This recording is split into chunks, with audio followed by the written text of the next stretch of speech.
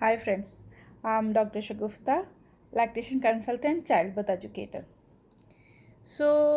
आज मैं आप लोगों से बात कर रही हूँ कुछ अपने एक्सपीरियंस और अपने एक्सपर्टाइज को शेयर करने के लिए एक मेन सब्जेक्ट जो almost every mother they come and ask कि हम अपना मिल्क प्रोडक्शन कैसे बढ़ा सकते हैं। तो बिफ़ोर हम डायरेक्ट बात करें कि हम अपना मिल्क प्रोडक्शन कैसे बढ़ा सकते हैं, सबसे पहले मुझे लगता है समझने की ज़रूरत है हमें कि हम वैसे breast milk and breast milk feeding this all has to be natural. ये खुद से अपने तरीके से अपने तरफ से बढ़ना चाहिए, लेकिन अगर नहीं बढ़ रहा है तो कहीं ना कुछ तो प्रॉब्लम होगा ही। सबसे पहले समझें कि हमारे ब्रेस्ट फीडिंग में कुछ प्रॉब्लम तो नहीं है। तो कुछ छोटी मोटी चीज़ें हैं जो बहुत हाईलाइटेड वे में समझ जानी चाहिए हमें। अगर हम फीडिंग करा रहे हैं और फीडिंग कराने में हमें पेन हो रहा है एंड फीडिंग कराते वक्त अगर बेबी बहुत अनकंफर्टेबल है, खूब मूवमेंट कर रहा है, या फिर फीडिंग कराने में बहुत सारी क्लिकिंग काइंड ऑफ साउंड्स आ रहा है, तो इसका मतलब है कि बेबी का लैच अच्छा नहीं हुआ है, बेबी कनेक्टेड नहीं है ठीक से ब्रेस्ट में। अगर बेबी ब्रेस्ट में कनेक्टेड नहीं होगा तो बेबी मिल्क अच्छे से विड्रॉ नहीं कर पाएगा। अगर विड्रॉ नहीं कर पाएगा, जितना ब्रेस्ट खाली होगा उतना मिल्क बढ़ेगा।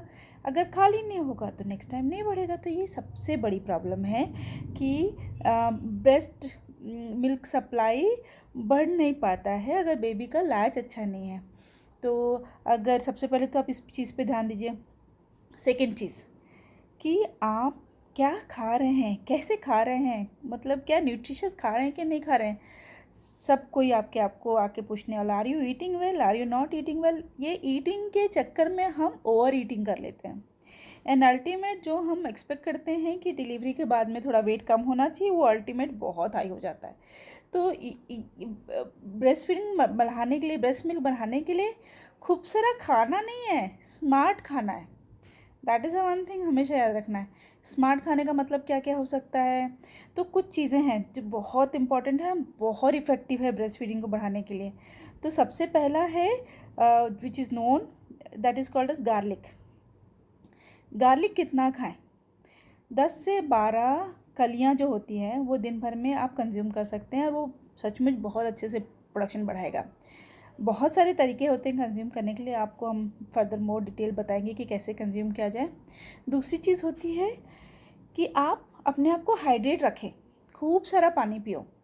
खूब सारा पानी पीने का मतलब ओवर हाइड्रेटिंग नहीं होता है, अच्छे से पानी पीना होता है। और वो अच्छे से पानी पीने का मतलब क्या होता है? अच्छे से पानी पीने का मतलब होता है कि at least if your over average weight women हैं तो 3 to 4 लीटर ऑफ फ्लूइड आपको लेना चाहिए।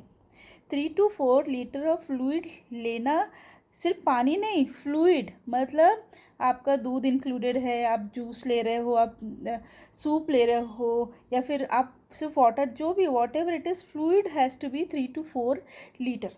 अगर आप ज़्यादा पानी भी पीते हो, बहुत ज़्यादा पानी भी पीते हो, तो आपके ब्रेस्ट मिल्क सप्लाई में इफ़ेक्ट पड़ेगा और वो कम हो सकता है। तो ओवर ड्रिंकिंग भी नहीं करना है, एडिक्वेट ड्रिंकिंग करना है।